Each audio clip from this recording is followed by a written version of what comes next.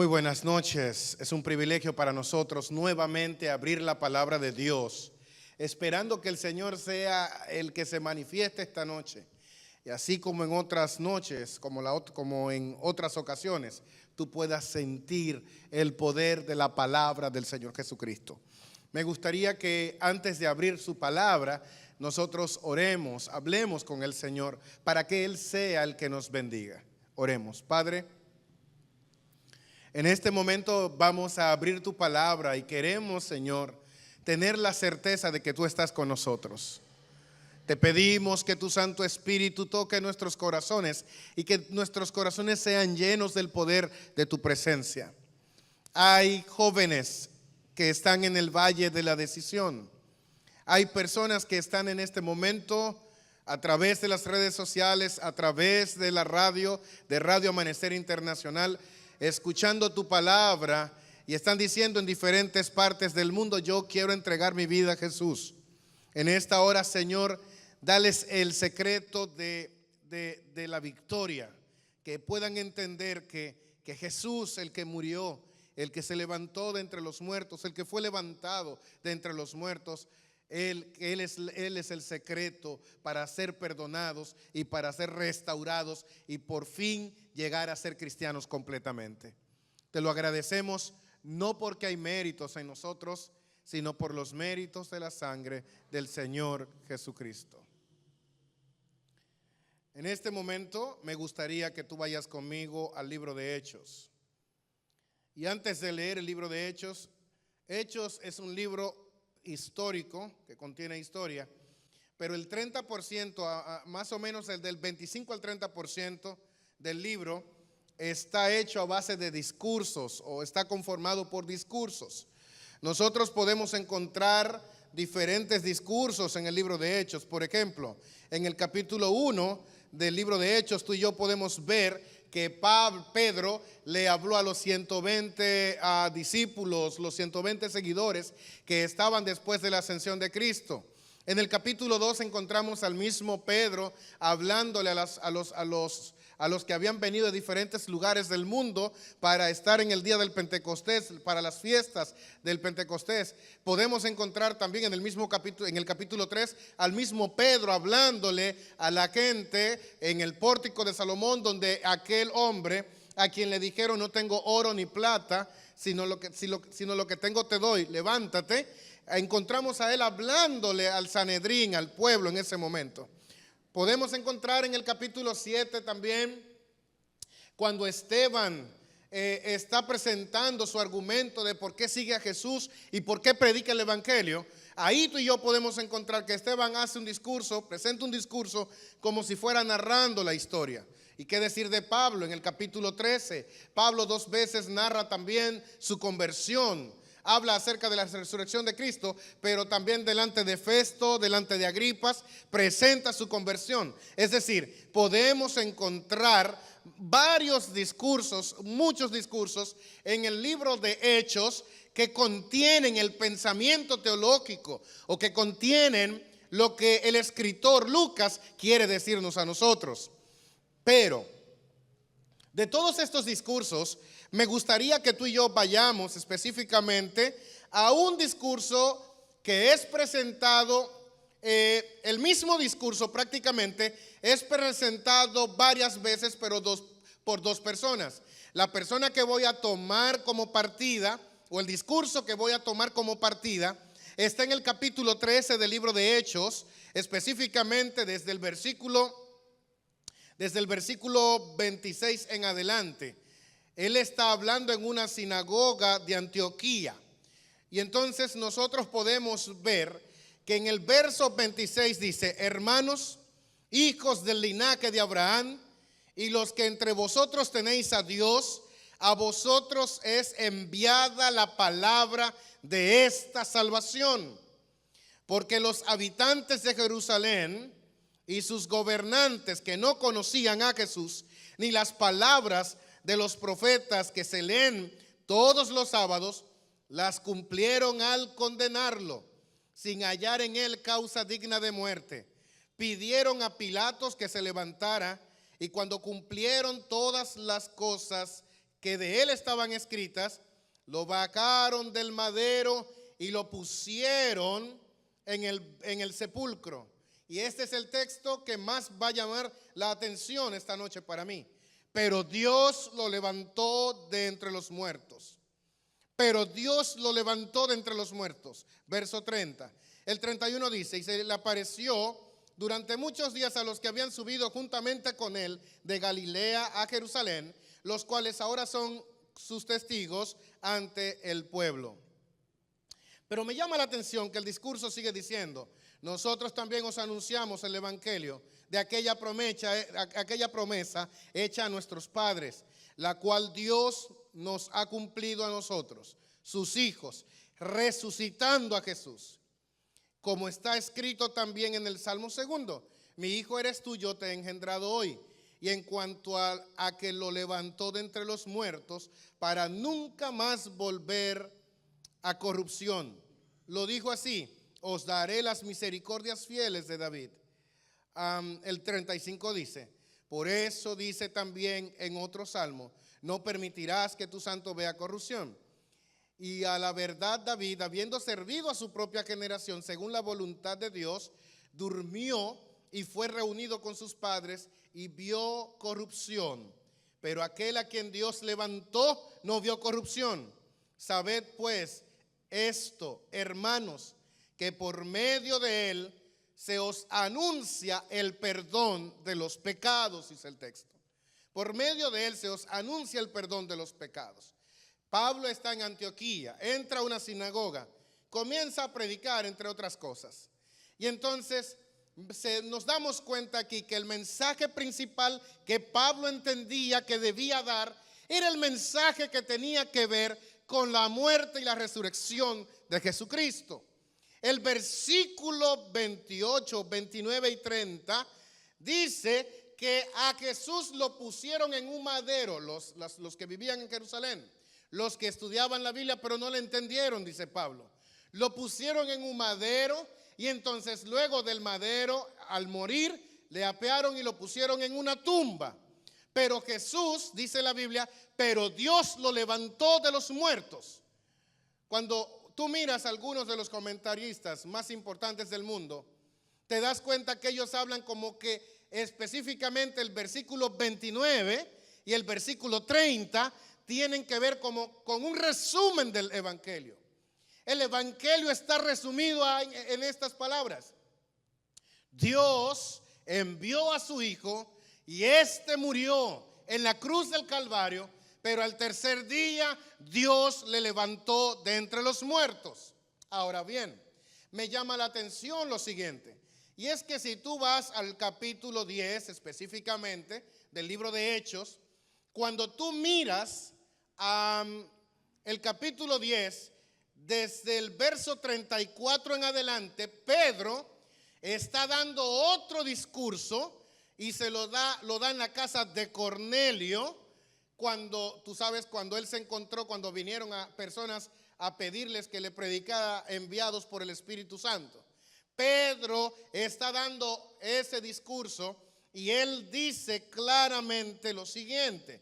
Pedro dice, el verso 37 leemos, vosotros sabéis lo que se divulgó por toda Galilea, por toda Judea, comenzando desde Galilea, después del bautismo que predicó Juan, cómo Dios ungió con el Espíritu Santo y con poder a Jesús de Nazaret, dice el texto. Y cómo anduvo haciendo bienes y sanando a todos los oprimidos por el diablo, porque Dios estaba con él. Nosotros somos testigos de todas estas cosas que hizo Jesús, a quien mataron colgándolo de un madero. Hizo en la tierra de Judea, en un madero, a quien mataron colgándolo de un madero, hizo en la tierra de Judea y en Jerusalén. A este, dice el verso 40, levantó Dios al tercer día e hizo que apareciera, no a todo el pueblo, sino a testigos que Dios había ordenado de antemano, a nosotros que comimos y bebimos con él, después que resucitó de entre los muertos y nos mandó a que predicáramos al pueblo y testificáramos que él es el que Dios ha puesto por juez de vivos y muertos. De este dan testimonio todos los profetas, para que todos los que en él crean reciban perdón por su nombre. Me llama la atención. Me llama también a la atención que si tú vas al capítulo 3 del libro de Hechos, en el capítulo 3, después de la curación del cojo, el famoso milagro de la curación del cojo, dice de la siguiente manera. El verso 13 dice: el Dios de Abraham, de Isaac y de Jacob, el Hijo de nuestros padres, ha glorificado a su Hijo Jesús, a quien vosotros entregasteis y negasteis delante de Pilato, cuando éste había resuelto ponerlo en libertad. Pero vosotros negasteis al santo y al justo y pedisteis que se os diera un homicida. Matasteis al autor de la vida, a quien Dios resucitó de entre los muertos, de lo cual nosotros somos testigos. Y entonces dentro del discurso me llama la atención que el verso 19 dice: así que pues arrepentíos y convertíos para que sean borrados vuestros pecados, para que vengan de la presencia del Señor tiempo de refrigerios. Si usted va conmigo, si vas conmigo también al capítulo 2 del libro de Hechos, vas a encontrar que en el segundo discurso de Pedro es la misma línea argumentativa que vas a encontrar. Pedro habla acerca de la historia y de las profecías, las profecías que presentaban los profetas del Antiguo Testamento. Pero entonces, cuando él comienza a hablar acerca de Jesús, entonces dice lo siguiente.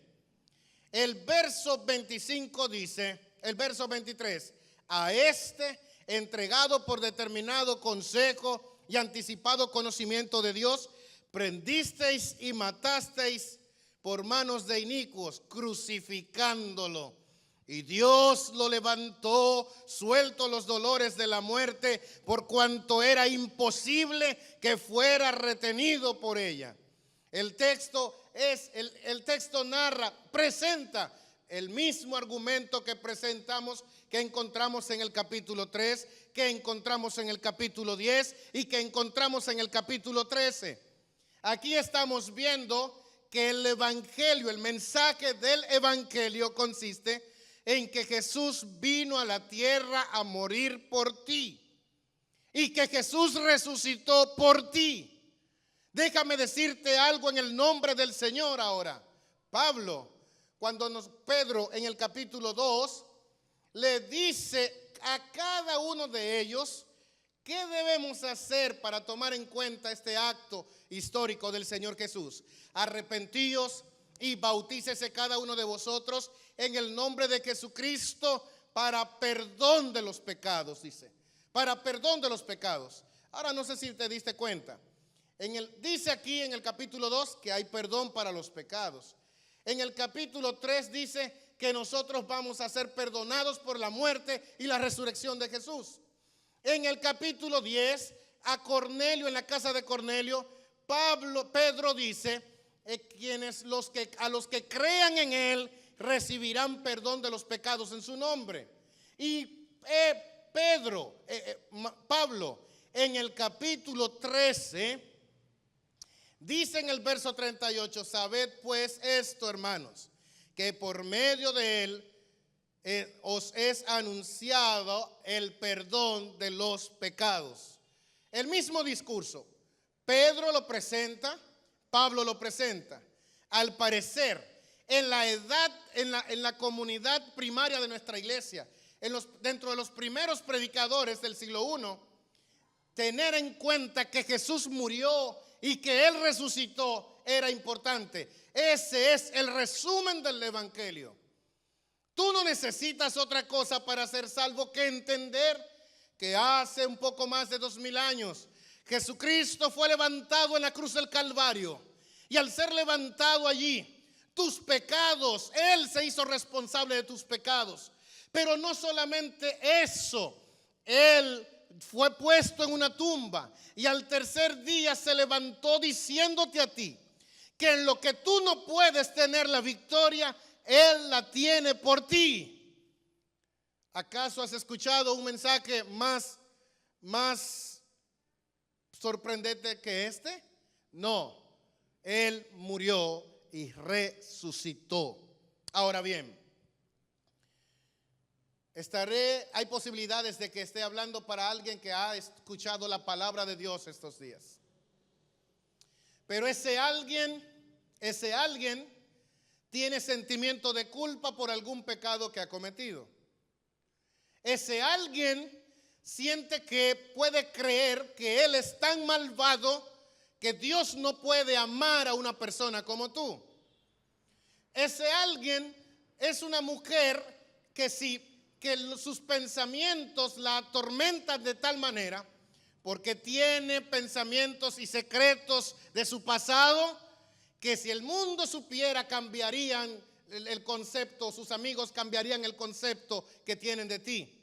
Ahora, ¿en qué te ayuda esto que te estoy hablando? Sencillo, veámoslo desde este punto de vista. Pedro en el capítulo 2 le habla a personas que estuvieron en la muerte de Jesucristo. Gritaron, debe ser asesinado. Pedro en el capítulo 3 le recuerda a las mismas personas que ellos fueron los que mataron a Jesús. Pedro en el capítulo 10 habla de cómo por los pecados de la gente Jesús murió. Y Pablo en el capítulo 13 presenta el mismo argumento para gente que estaba lejos y dice, Jesucristo murió por nuestros pecados. Ese es el sentido. Él murió por nuestros pecados. Él subió a la cruz porque tú eres malvado, porque yo soy malvado. Lo lógico es que ellos merecían morir. Ellos merecían morir. Mataron al Hijo de Dios. Lo maltrataron por error. Algunos creyendo hacer lo bueno, dice acá, por ignorancia, dice uno de los discursos. Hace muchos años atrás, cuando yo era un niño, yo recuerdo que fui jugaba básquetbol en una de las canchas de mi tierra natal, de mi ciudad natal, y entonces después que terminábamos de jugar, siempre íbamos al mercado a comprar frutas. Y cuando íbamos al mercado a comprar frutas, al acercarnos era algo bonito por el único hecho de que nosotros tomábamos comprábamos frutas, pero ese día alguien había regado muchas naranjas en el suelo, muchas naranjas. Y entonces uno agarraba las partes que estaban mal, que ya no servían, la cortaba con algún cuchillo y comíamos naranjas o comíamos guineo, cosas como niños. Pero ese día yo recuerdo que vi una naranja, la más amarilla que he visto en mi vida, la más grande, la más bonita.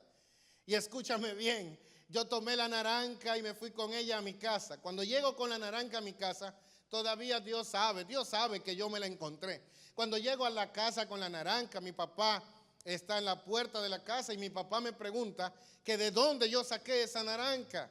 Y yo le dije, la saqué del mercado, alguien las botó y yo vi una y la tomé. Y mi papá me dijo, pues vamos al mercado para ver de dónde la tomaste. Yo muy humildemente agarré mi naranja y comencé a caminar porque yo sabía que ahí iban a estar las naranjas que habían botado. Antes de yo llegar con mi papá, el camión del ayuntamiento que recoge la basura en la ciudad había pasado por el lugar y habían recogido todas las naranjas y no había naranja. Cuando llegamos ahí, mi papá me dice, ¿dónde están las naranjas?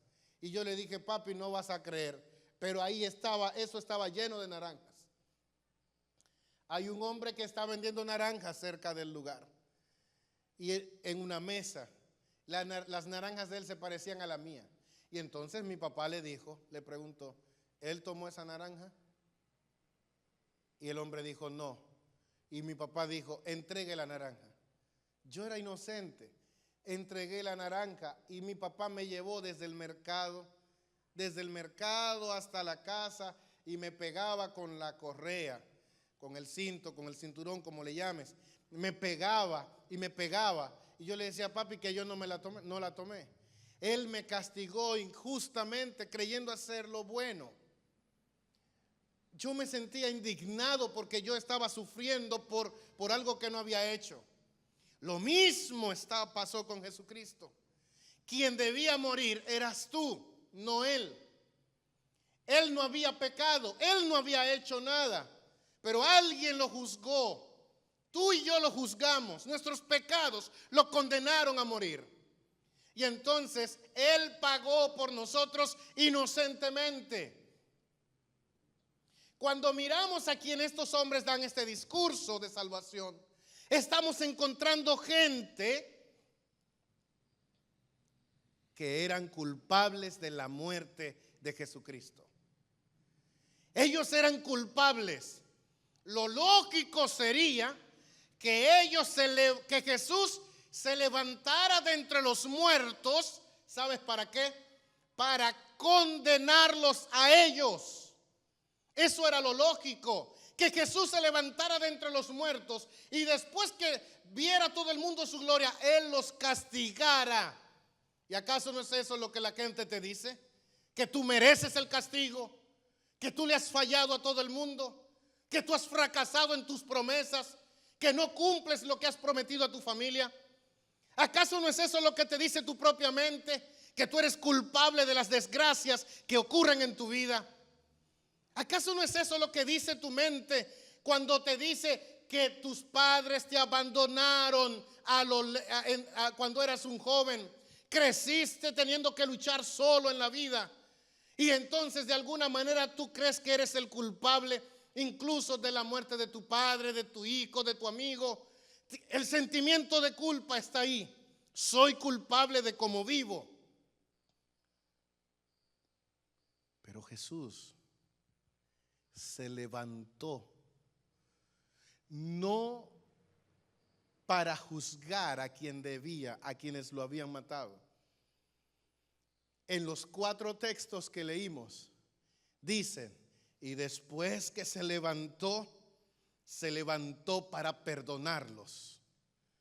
Él debía levantarse para crucificarnos. Él debía levantarse para demostrarte que estás perdido o perdida. Pero si alguna persona de las que me está escuchando en esta hora, a través de las redes sociales, a través de un canal de televisión, a través de Radio Amanecer Internacional, si hay una persona en este momento que quería tener, aunque sea una chispa de esperanza, de que Dios puede perdonar sus pecados, pues aquí está la respuesta. Él murió por ti. Tú merecías morir, Él murió en tu lugar, pero se levantó para que tú no fueras condenado y pudieras encontrar perdón, salvación, restauración y vida eterna, para que tú fueras perdonado. Por lo tanto, amigo, amiga, sin importar quién seas, sin importar lo que diga la gente, muchas veces nosotros decimos solamente yo no merezco la salvación, yo no merezco el perdón de Dios, tú no mereces el perdón de Dios. Pues en esta hora te voy a decir algo. Sí, tú te mereces el perdón de Dios, porque Jesucristo vino a la tumba, vino a la cruz y resucitó para que tú tuvieras el perdón. Él te regaló el perdón. Pero ¿y cómo es que yo no merezco ser perdonado? Si Él perdonó y resucitó para que los mismos verdugos de Él fueran perdonados, ¿por qué Dios no puede perdonar tus pecados? ¿Por qué Dios no puede perdonar tus pecados? ¿Por qué Él no puede levantarse ante tu vida y cambiarla para siempre? Claro que puede.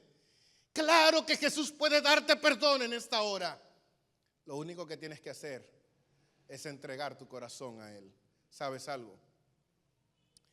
Hace muchos años, o hace algunos años atrás, yo di una campaña evangelística en un lugar. Realmente, antes de esa campaña, teníamos programado que algunos jóvenes tenían que andar por muchos barrios llevando un sermón mío de algunos 10 minutos. Y ese sermón de algunos 10 minutos estaba siendo presentado por las personas de madrugada. En una de esas madrugadas, ellos ponían unos equipos de sonidos, así como están trabajando los muchachos en este momento en algún lugar, los jóvenes, para que tú conozcas el evangelio. Pero esto lo hacían con músicas. Y entonces tomaban la música y la ponían un sermón de su servidor, de este servidor en un momento dado, en algún lugar. Pero un día mis amigos vieron a un hombre vestido de mujer que venía borracho de algún lugar. Y ese hombre que venía borracho, al estar vestido de mujer, uno de mis amigos dijo: esas personas sí no pueden ser cambiados. Esas personas es difícil aún para Dios cambiarlos. Increíblemente, cuando él siguió su camino, otro equipo de muchachos, porque eran dos vehículos con bocinas que ponían en cada barrio, en cada esquina. Y entonces lo vieron y dijeron lo mismo: ese sí está perdido, no puede pasar nada con él. ¿Qué va a hacer Dios con él? Y entonces, ese día donde llegaron, ellos ponían el sermón, y después de poner el sermón, ponían música y luego ponían el sermón. Cuando se percataron que venía ese mismo joven vestido de mujer, caminando, entrando al lugar donde ellos estaban, y entonces se percataron de que él llegó frente a la bocina. Y cuando él iba a abrir una puerta para entrar a su casa, en ese momento comenzó el sermón. Y él se detuvo. Y entonces escuchó las palabras que decían el sermón. Y cuando terminó el sermón, los jóvenes esperaban la gente para orar. Él se devolvió de su casa y dijo: ¿pueden orar por mí? ¿Pueden hacerlo? Y entonces le dijeron que sí y oraron con él. Él preguntó: ¿dónde la iglesia se reúne? Y entonces, ¿dónde la iglesia se reúne? Le respondieron. Le dijeron dónde la iglesia se reunía. Ahí, en ese momento, este joven al siguiente culto fue a la iglesia vestido de mujer. Al siguiente culto después de ese fue a la iglesia vestido de mujer.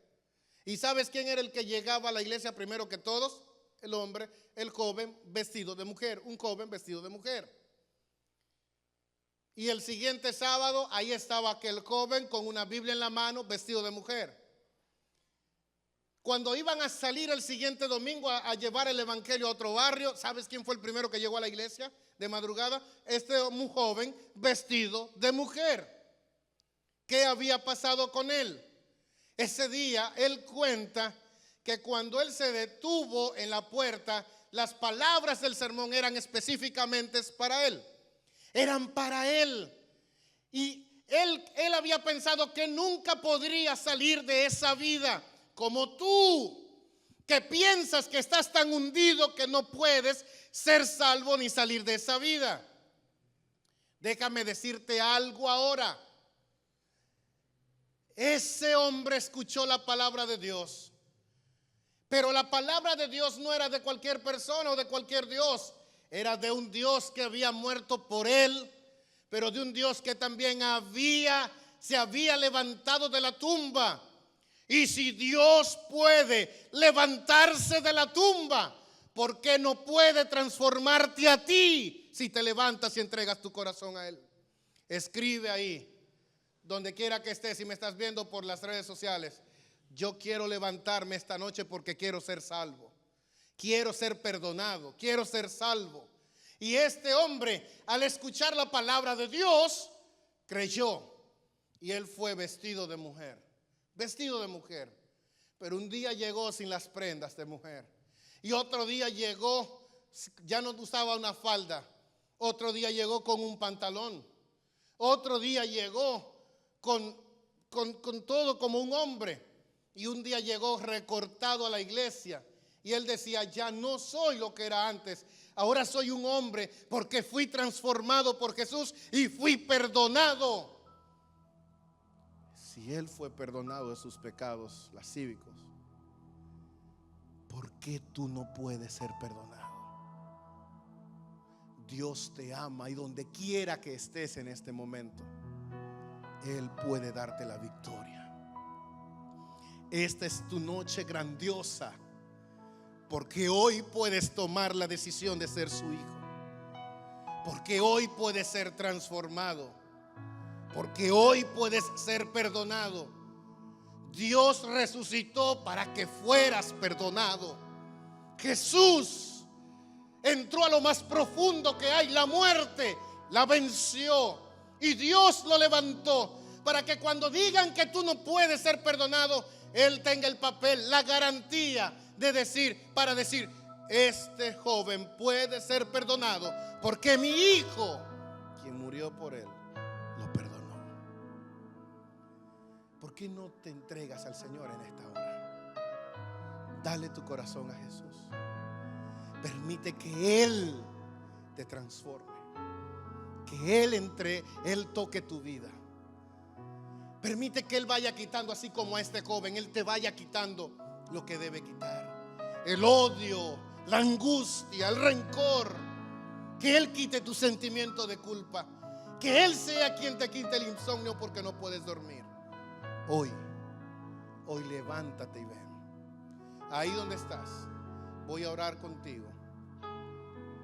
Y escribe mientras oro, si quieres, o después de orar. Hoy me levanto para que Dios me perdone nuevamente. Señor, perdóname, dile, y serás perdonado. Padre, muchas gracias por tu presencia. Te pido, Señor, que toques a cada vida aquí, que puedas entrar en el corazón de cada persona angustiada por el pecado y que podamos encontrar en ti el perdón que nos ofrece que Cristo haya resucitado. Gracias por esa persona que se está entregando. Gracias por esa mujer que está en este momento frente a la pantalla del dispositivo diciendo, yo quiero ser salva.